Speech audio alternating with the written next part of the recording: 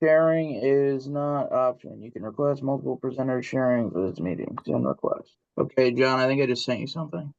Okay. Go ahead. You should be able to do it now. Okay, I'm going to share this, and there will be no wincing in pain. But this is South Dakota State's uh, alumni page for football players.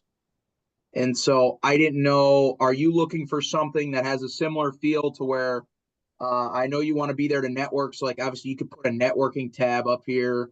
Here's your stay in the loop. Here's like a store. Here's a donation.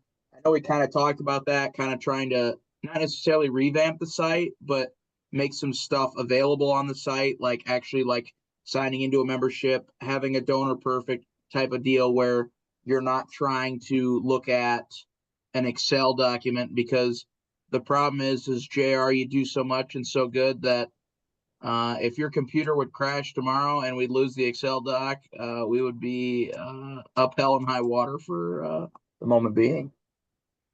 Yeah, no, that's certainly true. And I think you're right. Um, so what you're showing us here is this is State's website Correct. and in comparison to what we currently have on our website. Correct. And and you're right. I mean, we don't uh, and if you look kind of at the list I was going to chat about too, merchandising would be one of them. Uh, I think as we kind of talk about the Brotherhood and how this thing kind of continues on, we need to, one, kind of analyze the structure a little bit.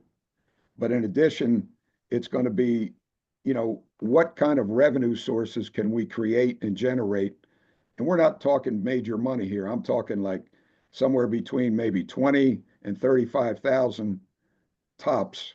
And we're looking for operating money. We're looking for uh, opportunity money that we could share with, potentially guys that need some money for NFL training. Um, we give out stones. When people pass away, we like to send flowers. So we need to create kind of a slush fund.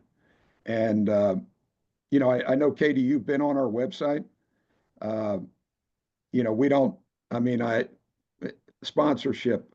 Uh, you know, there have been a few guys, Tez, JV, being two of them, that have in the past, you know, donated some money to the Brotherhood, for sponsorship on the website, but we haven't really pushed that or added kind of a marketing component around it. So certainly that's an area that I think on our website we need to address, and certainly, merchandising. You'll see on our site, I have something about, jerseys or something like that, but there's no real, uh, for a guy to actually order something or want a jersey, they need to reach out and contact me, send me an email, and on and on. Yeah, But I or think, like, quick question, John, are you wearing the shirt right now? yeah, yeah, this is a jersey not a Yeah. jersey, but this is just apparel that we had done just over in Yankton. And and we were never really, quite honestly, in the past, shirts like this, polos, we were we weren't making any money. It was Yeah. basically we were having them make it for us, and the guys would go on their own uh, kind of the manufacturer's website and buy the product. Now the football jerseys that we're selling now, uh, there's a $15 margin in there, not a lot. But I think we need to look at some areas there that could be beneficial. Um, but certainly, yeah, you're right. I mean, states, got, you know, I, I, I don't know, Katie, what's your view on our website? You took a look at it. Sure. Yeah. I mean, I did a kind of a quicker deep dive. Well, I've done like a full kind of look at it on just the like user side, but I kind of got to dive into it inside the website. So thanks for giving me your login. But yeah, I mean, I think that there are just some things that we could simplify too. I think we first probably before we dive into this, figure out like our overall goals uh, like what do we really want to, target? Are we focusing on the shop aspect? Are we focusing on the networking aspect? Like maybe figuring out those goals first and then we can work from there. Yeah, Yeah, let me, if you guys don't mind if I intervene, the website is, I think, secondary to us getting really, really clear about what the Brotherhood is moving forward. Am I wrong from saying that, guys? no, I don't think so. And I think, you know, if Katie and Colin, if you have something else you want to pull up, let's do it now, because I have a sheet I'd like to pull up where I think, Will, you're right. We can kind of get into some focus points that are really going to be, some Mhm. things that the Brotherhood needs to focus on, in addition to the website and some of those items. Uh, I think you're good to go. yeah, I just kind of wrote a little note at the end of last meeting, kind of just there's a lot of stuff, and we kind of talked about it last time. This is probably going to end up being a contingency project. I would like to hope more than just a semester long, because the problem is yes, you need to market, but we probably need to, and we got Will on the line, so it's probably a good time to have Will on the phone to where we need to basically, yeah, establish your vision and establish how are you actually like are you a 501c3? What is your actual business behind? Yeah, you want to recruit members and that's great and we need to grow this, but it's what are the legalities behind it before, I mean, because the problem right now is like you said, I mean, it's tracked in an Excel spreadsheet, which is nice for the beginning, but it's like for this next step and for the big growth of the Brotherhood, it's what's next. So no, John, if you want to pull up your sheet, I'd be Hey, happy to see that. Colin, before we go there, uh, everybody on the call. So remind me, well, we've got the Howling Pack and then we've got the Brotherhood. Are the coaches and the administration of USD, are they still blessing both of those organizations running parallel to each other? Or have we ever gotten any pushback to say, why aren't they together? Why don't they just put the two things together? I can think of my own reasons why we want to keep what we've got separate, but that segues into what's the drive, what's the push to get some legal LLC behind what we're doing? Has there been any issues with that? So So it's kind of a two-part question. Go yeah, ahead, Tess. that ironically, and I don't know if I mentioned this last time, but on I think it was last Sunday night, I ran into Dan Radigan, and he's the president of the Howling Pack. And while I had him, we were having a beer and talking things over, and so I point blank asked him. I said, "Is Schemmel and group, are they fans of the Howling Pack?" And his reaction was absolutely yes. No changes with the Howling Pack. Want the Howling Pack to move forward. Obviously, the Yote Fund always comes up now, in the conversation. But so I think that would answer question number one. As far as the Howling Pack, yes, they are fans of the Howling Pack and want the Howling Pack to remain in I think the same kind of model as it is now moving forward. As far as combining and all that, that's pretty loaded there, I think. So Well, well, I had about a half-hour conversation with Schummel probably 2 weeks ago. He's all about keeping the Brotherhood basically in terms of the organization, keep doing what we're doing. Now, how we raise money, whether it's the current model, which is a annual fundraiser, or we switch to some kind of membership or whatever, I think that's yet to be determined. There's a lot of discussion from Brotherhood guys that are not really keen on a membership concept. But from keeping us as a solo unit, he feels that's very important to keep us and basically keep us out of the foundation. He thinks the Brotherhood as a standalone, run by Brotherhood guys, is really the best approach, and that gives us kind of the ability to do what we want to do. Now, I think just to kind of, let me share this page here first. That'll help kind of give us a little direction, I think.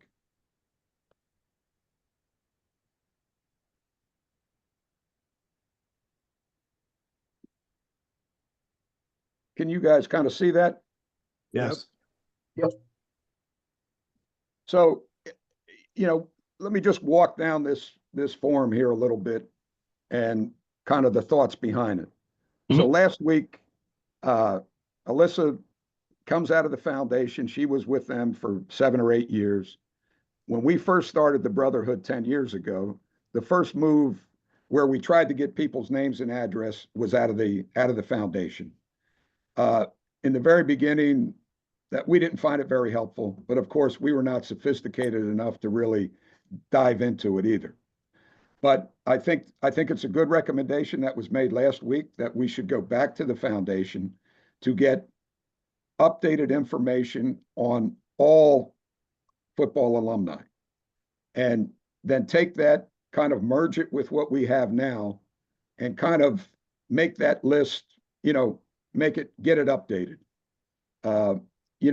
Katie, I think one of the things that would be important is for us to try to figure out a way, either via the website or some other way, but to make that Brotherhood list accessible to Brotherhood guys, so that they can access it without calling me and say, "Hey, is that guy in the Brotherhood?" So I think that's one issue that I think we should kind of look at, and I think Colin and Katie, I think that's an effort to kind of get that kind of moving in the right direction. I think our social media needs to be updated with some website improvements.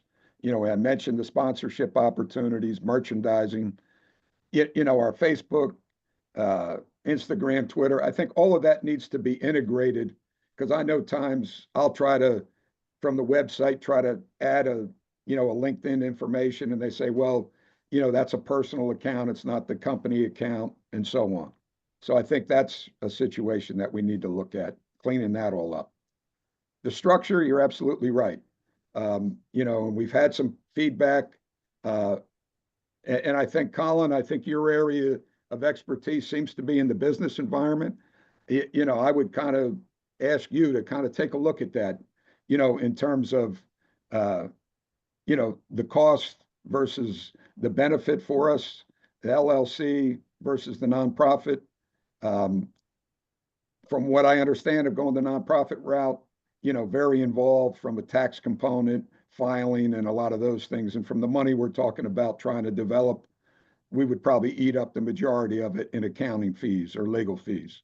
So personally, I think the LLC is probably the route for us. Yep, 100%.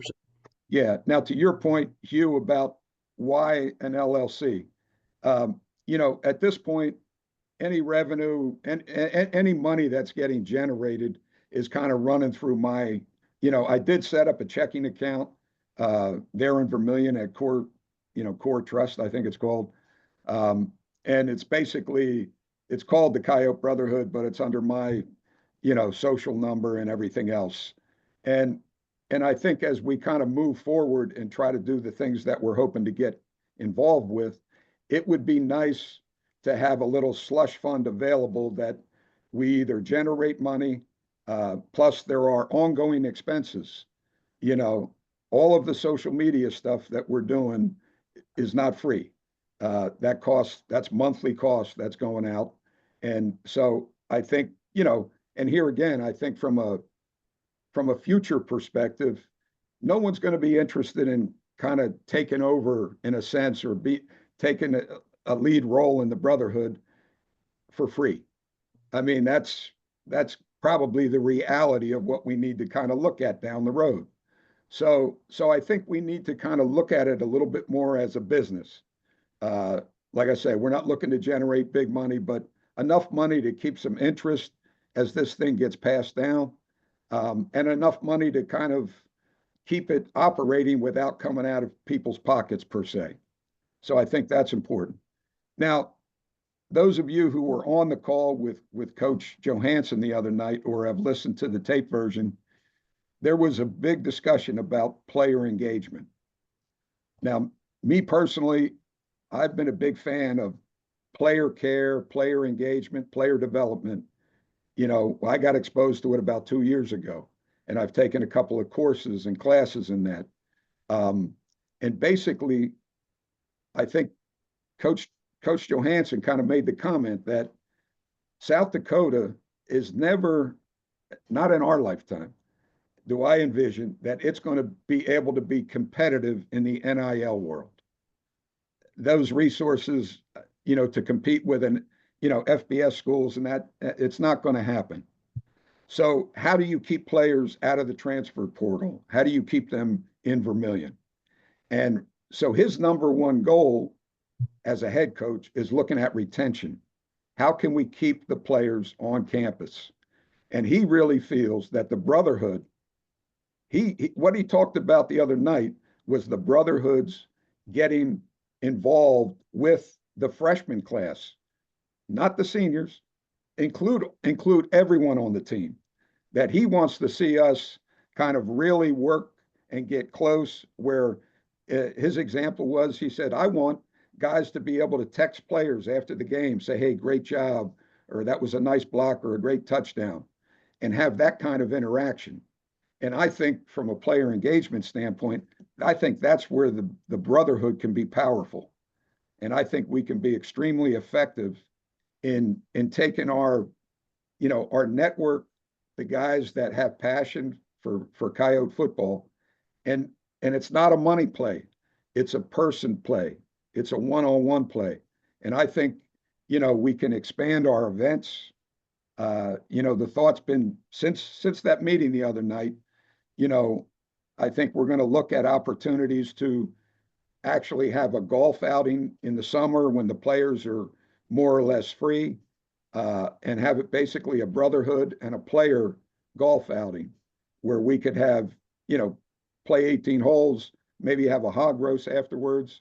And then on the next day, we would bring in guys like Will, everybody who's on this call, other business guys, and we create an environment on a Saturday for maybe 2 hours. We have some breakout sessions where guys who are, you know, get up and they're talking to the players about different components, whether it's wellness, whether it's career development, whether it's a specific financial business, how to play that, but where we would really have the opportunity to drive relationships with the players.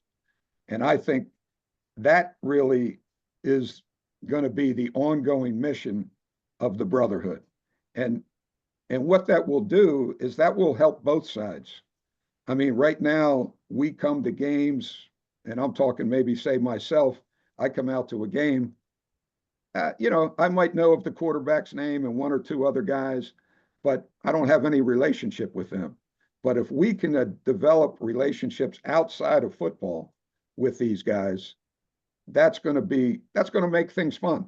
It's going to make it great to come to a game when you know half dozen guys personally on the team. And I think it'll help from a retention standpoint because, you know, the other thing that an example would be our last year, our reunion dinner. We had several of the seniors, their parents came to the dinner.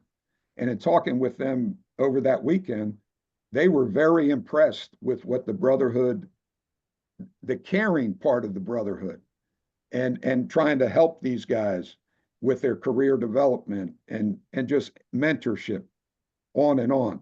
So I think that's the kind of thing as a parent, you know, when these guys, after they have a couple of good seasons and they're trying to get poached by the FBS schools, yeah, there's money involved, but they might think twice about, you know what, I got 1 year left.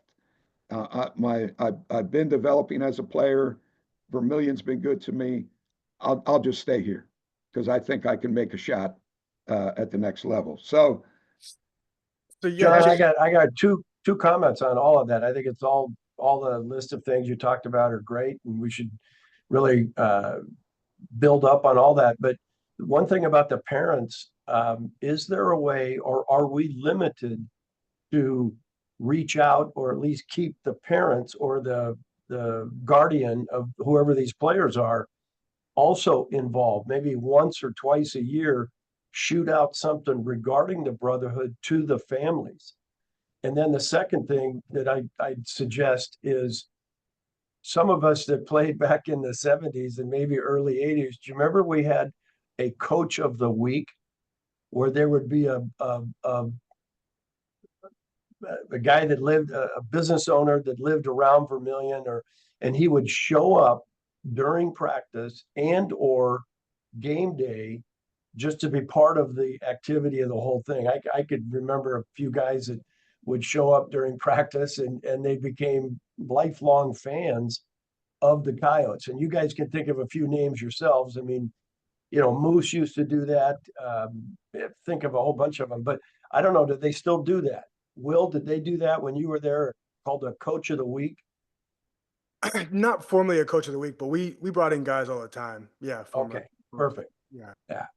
And that's all. You could keep going, JR. I just thought I had those two ideas. No, and that's those are awesome ideas, Hugh, and I agree with them completely. And I would just get back to the reason for raising money. What is the actual reason? Because the things that you talk about, JR, it all sounds like a lot of what the new coach and the AD Schemmel wants to do is all actually has nothing to do with money. And so I think when we talk about raising money, it all comes to funding the one person to run this brotherhood in an actual paid position. I think that's where all the money should be funneled to. Because he can facilitate the events. He can facilitate communicating with all of us former alumni, communicating with the players. I mean, we can build this job description as vast as we want. That's the only piece that we're missing. yeah, and I hear you, Will, but I think kind of going back, and you're right. At some point, the structure of the Brotherhood, and you and I have had this conversation there, a couple of weeks back when we were, you know, talking about what does that need to look like, and and it came up in that conversation that no one's going to actually take on this, driving the train in a sense for free, and that maybe the Brotherhood needs to kind of have a structure that supports a person in some capacity to drive the train. And I think going forward, that's why I think we need to look at what we're going to start to develop now as something that can grow into that at some point, to take on and be able to compensate somebody along the way. Are we there now? I don't think so. I don't think it's required right now, but I think the platform needs to be developed so that we know that, hey, 5 years from now, that's probably, there's going to have to be a new group that's going to move into the leadership of the Brotherhood. And that new group, someone who's going to take the main lead, they might say, hey, look, I can do it, but I got family commitments. I got this, I got everything else. I can't do it for free. Fair enough. I think that's something that we'll have to, I think that's a question that we work on as we go down the road. Do I think it's today's question or today's number one question? I don't think so. Now, just going back to your question, Hugh, about the parents, this past year when we had our dinner, we ourselves did not get access to their emails, but the university sent out correspondence to all the players' parents, kind of about our dinner and inviting them to the dinner and that sort of thing. So I think that's something that we can access for sure. Yeah, no doubt. Mike, what were you going to say? Well, so, and again, I don't want to get out in the weeds here. We got to be very careful in this kind of a setting to not get out in the weeds. But if you start leaning towards that whole a paid position and all that, which is absolutely where the end game here, where it needs to go, has to go, then that might have a determining factor on how we fundraise. The annual input, if we did the monthly thing, then all of a sudden you've got a budget to work with. Then you have somebody managing the money, and it might play into that whole, that whole different kind of a model, if you will, based on heading that direction. And again, John, yeah, it's not for today, but that might change the way that we fundraise rather than one annual deal and that's the end of the show and here you go and kind of wait till next time. Yeah, good point. Good point. Yeah, and to second that, I mean, it sounds like no one's asking us to raise money. That's what is, am I hearing that correctly? Like no one is asking us to raise money to support the football program and or the athletic department. No, that's not true. That's not That's true. not true. No, they're what they're saying is that, they like that we raise, give or take, between 125 and 150 a year. That they like that. They want us to continue to raise money. Now, what they are saying is maybe you should have some kind of membership arrangement so that, to Tez's point, there's guys can look at recurring payments. So rather than making $1,000 donation, they can spread it out over 12 months. But to answer the question, no, they definitely want us to continue to raise money. Now, and we've talked about this. I don't feel like that is not the Brotherhood's number one objective, to raise money for the football program. We do that and that's been great, but I don't think that's our number one objective for the Brotherhood. Right. Okay, I mean, can I ask a question really quick? Sure. So I know we kind of talked about this a lot last week, and so I'm kind of just a fly on the wall listening, trying to figure this out. So I understand the premise of a membership from the aspect of you're trying to knock down, rather than writing $1,000 check, you're trying to knock it down. And I understand that. I guess my question is, now I'm telling you this as a 21-year-old guy off the hip, gonna get out of college. If I was, I mean, Will's an extraordinary person for getting on here, first off, but I mean, the average age of the people on this call are people who have the funds to like reasonably just donate that. And so I think the problem that you're going to see with this monthly membership is, what is my ROI on this? Like, yes, I'm giving you $100. Well, I mean, it doesn't have to be 1,000, but if I have a membership, what is my kick besides, okay, maybe 2 tickets to the annual thing? Like, is there monthly things that I can access? Is there other things that I get with a membership rather than just a donation virtually that's going towards these funds? Let me try to answer a little bit there, and everybody else can chime in. You sound like you're a Brotherhood guy, because that's the feedback that we have gotten. And a lot of guys are saying, what's the point of a membership? You're in the Brotherhood soon as you graduate from USD as a football player.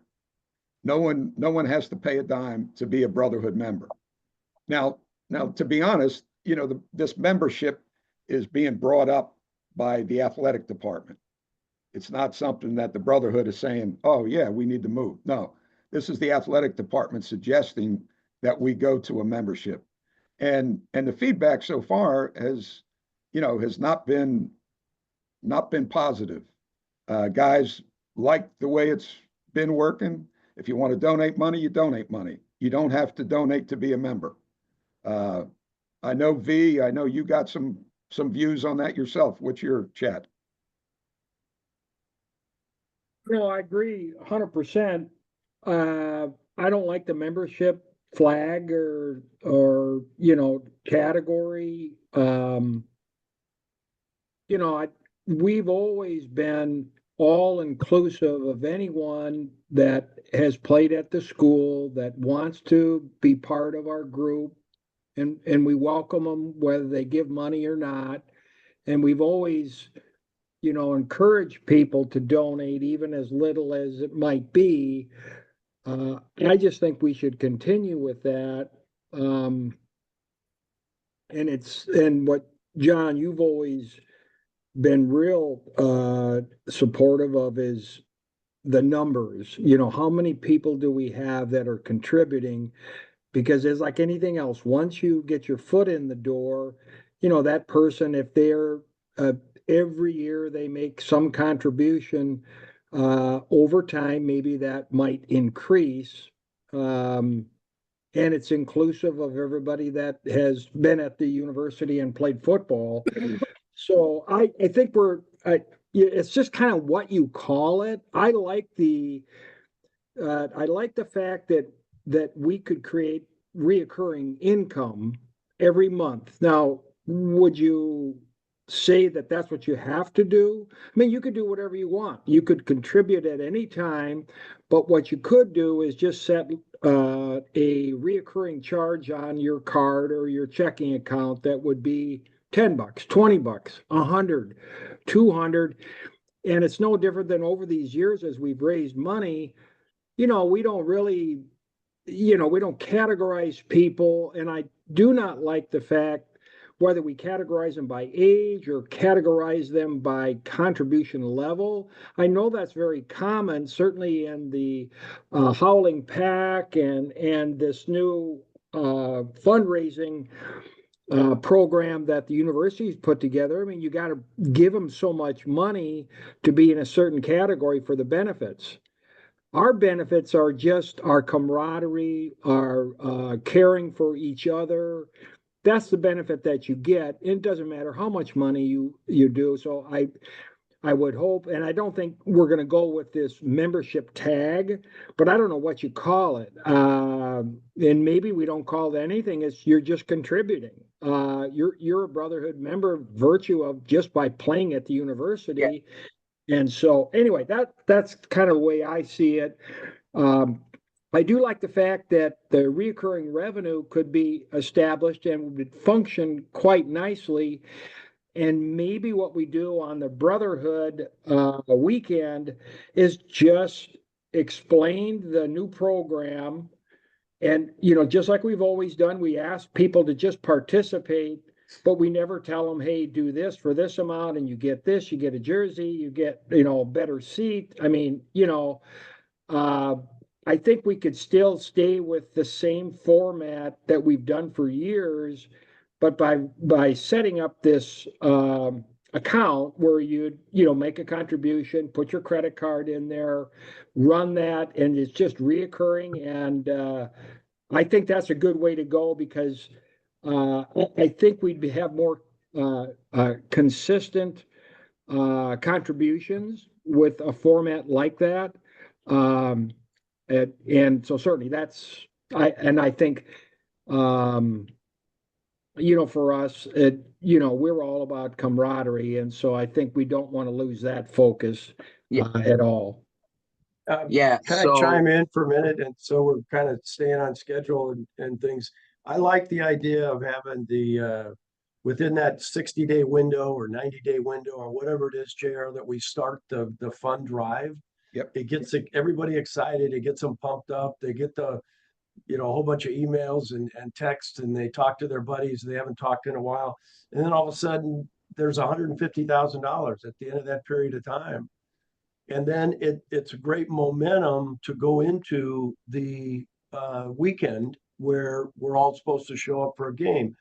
If we kept that format, what if we carved off a certain percentage of those dollars, put it in an account towards the administrative cost of running the whole thing up front? Tell everybody, look, if we're going to raise $100,000, 10% of this is going to be kept in our LLC account to be used for whatever the administration is to run this thing. Well, I'll piggyback on that, Hugh. Why hasn't that been done up to this point, JR? Yeah.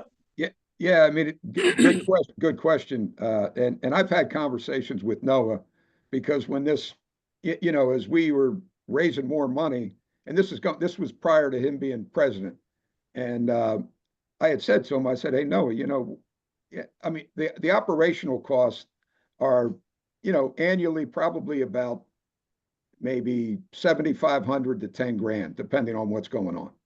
And I had said to him, I said, a couple of years ago, I said, this is kind of killing me a little bit. And he kind of said, well, maybe you could send me an invoice or something. I never did, never followed up on it. But I do think now, with kind of where we're going, I think that's a conversation that I need to have with him to say, hey, look, we need to have a little net. And here's the other point that I think where we have, certainly we're valid in asking the question. He has shared with me in the past that, so right now it costs the foundation for all the money we raise, it costs them a bar tab and game tickets, about $4,500 this year. Now, when they do golf outings and they do other functions, or they put on a little alumni invite, those alumni invites, the one he just had at Fort Myers, that cost the foundation about 18 to 20 grand. They put on golf outings, it cost them, I don't know how many thousands. So to your point, Hugh, our fundraiser is really net money for them. They're not spending, they don't have any staff doing anything for us, nothing. So I do think that's a valid point, that we need to negotiate a deal with him. And that would be kind of like the nest egg, that we could kind of cover the basic operation and just say, hey, we want to negotiate, we're going to send you a bill after our fundraiser or before it or during, whatever, for, 7,500, 8,000, 10,000, whatever we look like. And then use that to kind of keep the doors on, because they control the money.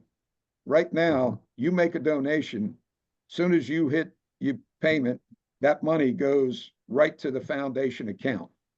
So yeah, I think, is that the best source? It's the most lucrative source. They have money, and we're giving them money. And there's no reason why we shouldn't ask them to, we'll cover some of our costs for getting you that money. I think that's a reasonable question. Can I ask something? And now I don't know anything. I know very minimal about the foundation. I don't work a lot at the foundation.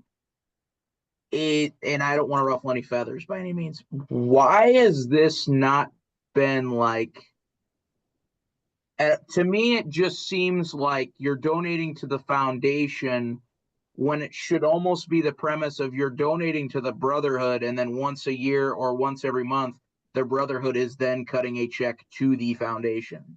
I feel like you're in a, I don't want to say a slippery slope, but you're operating on a damn slippery slope here, where it's like you're donating to something that's bigger than your organization, but then you have to ask this bigger organization for resources, kind of like how you got to ask dad for money sometimes. And it's like, is there a reason why this isn't just, okay, when you press donate and you donate to the Brotherhood, this goes to the Brotherhood, and then the Brotherhood's list of, if you create an LLC, then the Brotherhood's list of 8 guys who are on the exec team and on the voting board, like, they decide what's best for the money. If that's 10 grand to somebody to be, an admin assistant, and then the rest to the foundation, that's fine. But I guess I'm curious as to why it has to go from the foundation and then you have to inquire back about it. Why couldn't the donations go direct to you and then you go to the foundation following that?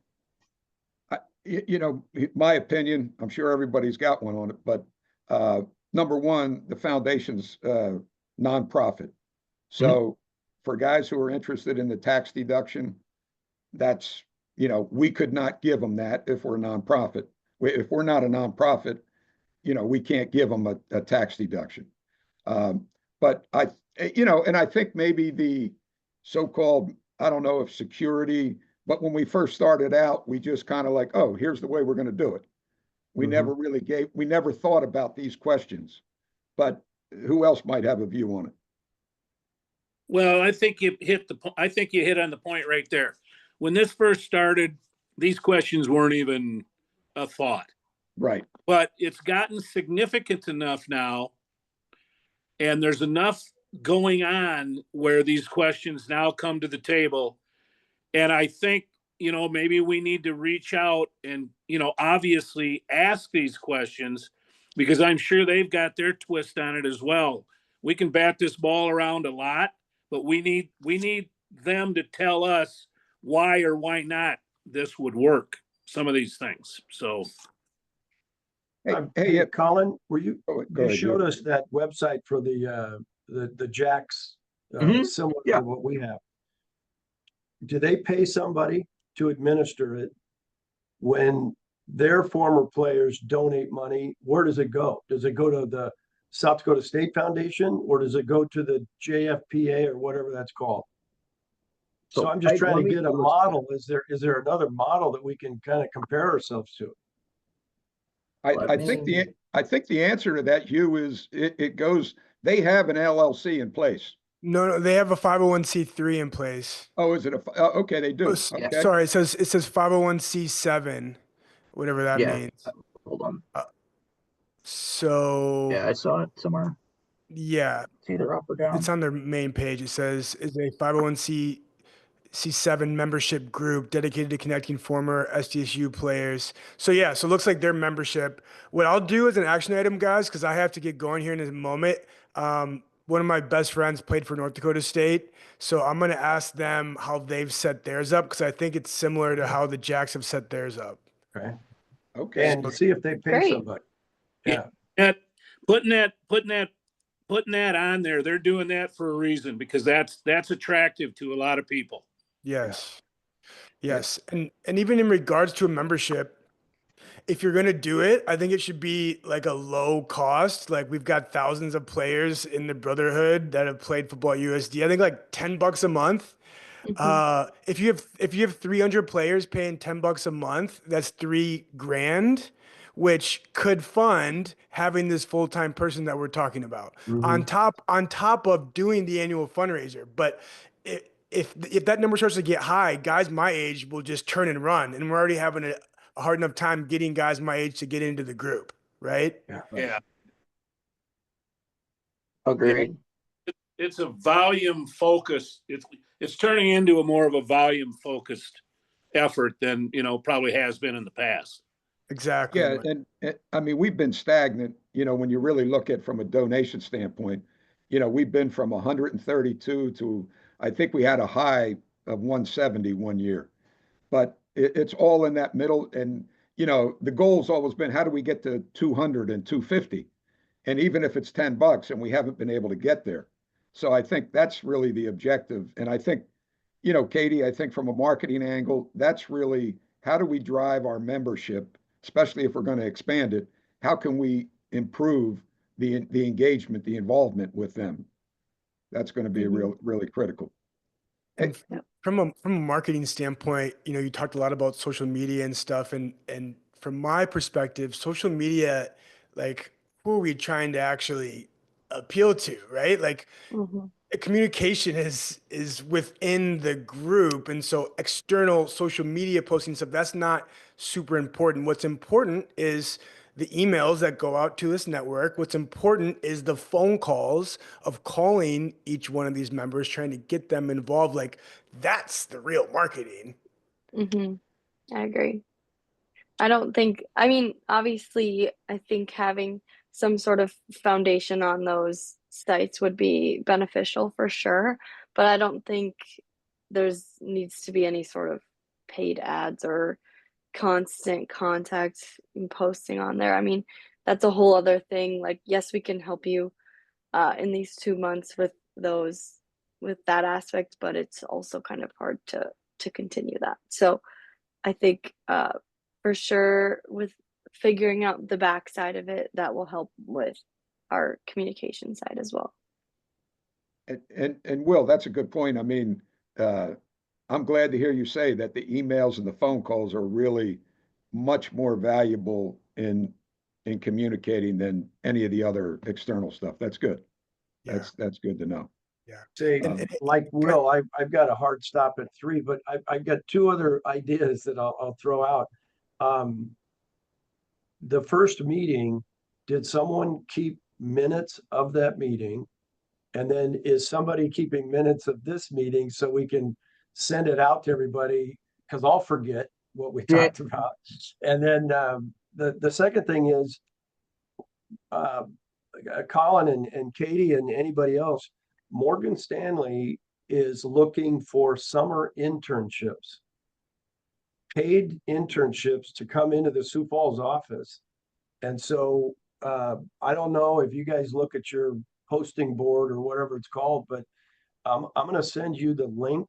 And so if you can send it around and actually send it to the locker room or whoever else is on this Brotherhood that they're sticking around this summer, because it'd be fun and a good experience for whoever would pass the test to get in here. So, I mean, it's not a test. It's just like you or we But don't no, like it. Yeah. That's great. Thank you, Hugh. Okay. Who do I send it to? so if you ask, JR has all of our contact, and JR is also recording all of these, and he sends it out. Yeah. And Okay. so the version of the Zoom is JR's recording this entire Zoom call, and so that gets sent out to whoever wants to watch it or go back and replay it. And Yeah. Right now, I'm keeping it just with, basically our committee group and obviously the school. But although it is on our YouTube, yeah, it's on the YouTube channel too. So Okay. anybody who's with the Brotherhood could actually see it if they want to. I do agree with Hugh, though. It's like driving me crazy that this isn't getting annotated just to my OCD. So I think future meetings definitely. I mean, I can sit here and type while we're doing it. I don't mind. But like being able to see it physically on a paper, I think is really helpful. So someone doesn't have to sit through an hour-long video. But guys, I do have to go. JR, if you want to keep me informed after with anything else. Thanks, guys. Absolutely, Will. Thanks for your Thanks, time. Will. brother. Thanks, thanks, Will. Will. Appreciate it. Okay. Appreciate it. Hill, I know time is getting a little tight here, but did you buy that shirt off of the SDSU website? I wore it just today, Mike, just so we could get the colors right. But behind me, there's that Red Bull. Yeah, right. And, that kind of balances it off. How's that? So Thankfully, yes. yeah, there you go. Well, I see maybe JR, you should have, or JV, you should have made your bed at least before you got on this Zoom call. Dude, that's how I make it. It is me. What are you talking about? Okay. Then that's good. Yeah. All right. Well, what do we want to focus on here? And maybe Colin and Katie, you kind of drive this train here. I'll send out this list again because I tweaked it a little bit from the one I sent out earlier. And obviously I'll send out the link to what we got, and I'll see if I can do something with AI to kind of get this put out in basically, In a summary format. Yeah. Summary format. Yeah. See, Colin, I'm just wondering, I mean, I don't know what a 501c7 is. I mean, I think one objective is to clean up our lack of, let's say, corporate standing. We need to make a decision. Is it an LLC? I wonder how difficult it would be to become a nonprofit. I don't know if you have any experience in that or could look into that for us. And I mean, we don't need to reinvent the wheel, but definitely establishing, a entity and some sort of hierarchy of standing in the entity, which would be, some sort of president, CEO, whatever it is. So we have kind of a pecking order and kind of job description for people that, and I'm not saying everybody gets compensated, because you'll have a lot of people that will do this for free. I mean, I would. But still, I think we need to take that next step to kind of formally become some sort of entity. Yeah. So JR, if you send me that rough list that you kind of went over, and like you said, you have tweaked on it. Yeah, John, I could take a deeper dive into, I think it was number 3 on that list. Yeah. Like, what's your next business move? Because right now, I said this on my meeting, me, Katie, and Alyssa met yesterday briefly. And I don't say this as the light of heart, but if something God willing, if something happens to JR and like the funds are in the bank and only one person has you know what I mean? So it's just, you need to have an actual hierarchy of this is how a business works, like, and you have multiple people who have access to multiple different things rather than right now, JR's working pretty near a damn 30-hour-a-week job, if not more, and not getting paid. And the fact that, yeah, he's the only one who really knows a lot of the nitty gritty deep stuff. So yeah, so I'll dive into both what does the business look like from an actual like brick and mortar standpoint, like just very basic bones. Honestly, you're probably going to be some sort of nonprofit just because, like you mentioned earlier, you need, I mean, if you want to get the donations, you need the tax benefits. I mean, that's pretty about as basic as it gets. And Yeah. so I'll do some digging into that, and then I'll do some digging into based on that decision, because a lot of them, when you create them, you do need a board of directors or some kind of hierarchy in the hierarchy within the company. So I can look into that for next week. Yes, I can come back and talk about that. And I think in conjunction with that, it would be good to look at, South Dakota State, try to see what, what they actually have set up, and also North Dakota State, because, that's who, we're trying to, we want to be better than them. But if they have a model, I think, Hugh said it, if they have a model that's working, let's look into that. So great. Yeah, that'll work. Well, Katie, how about yourself? What do you think you would jump into for us? I think I'll obviously be able to help Colin with figuring out that. I think coming up with some solutions for some sort of database as well, like kind of your first point. And then maybe some figuring out the list of members I think is important. But for me personally, I think I'm gonna just really deep dive into this website and see if we could maybe come up with some ways of, updating it and improving it. Yeah, perfect, perfect. Alyssa, I see you're on here. You've probably been listening to some of it. You have any closing comments? Yeah, can you guys hear me okay? Yeah. Yeah. Okay, sorry for being late. I was kind of in between things. No, I've been on for the past probably 40 minutes just listening in. I think obviously Katie and Colin are you're just in amazing hands with them as their consultants on this. I will say, and I think that Katie, Colin, and I talked about this a little bit briefly. It feels like you all are really like you're just kind of on the cusp of something. You kicked off this organization and you've kind of reached this like transition point. And I suspect that as a group, you guys will have a lot of decisions that you have to make, whether it's in regards to do you set up a 501c3? Do you set up some other structure? What does the leadership transition look like? How are you handling donations, things like that. And I want to make sure that as far as Coyote Business Consulting goes, that we're helping you, we're identifying some really clear objectives that we can help you with over the next 2 months. But I also want, and this is what Katie and Colin and I talked about yesterday, part of our job is to just give you information and give you options and give you, in some instances, a recommendation. But at the end of the day, it's going to be up to you guys on what you do. So I want to make sure that as we move forward over these next 6 weeks, that we kind of as a team, that we have the ability to say, hey, I think that I really think you should consider this kind of structure. I really think that you should consider this direction, and that we're able to make those recommendations, and that you're receptive to the feedback, but that we also then we guarantee from our end, at the end of the day, it's up to you. So that, it's our job to maybe have those kind of frank conversations, but that you all know that, well, at the end of the day, we can leave this experience and you can say, thanks, but we're going to go in this direction, and that's okay too. Well, to be Hey, I've honest, got to jump off, but thanks everybody. Nice to meet Katie and Colin and the rest of you guys.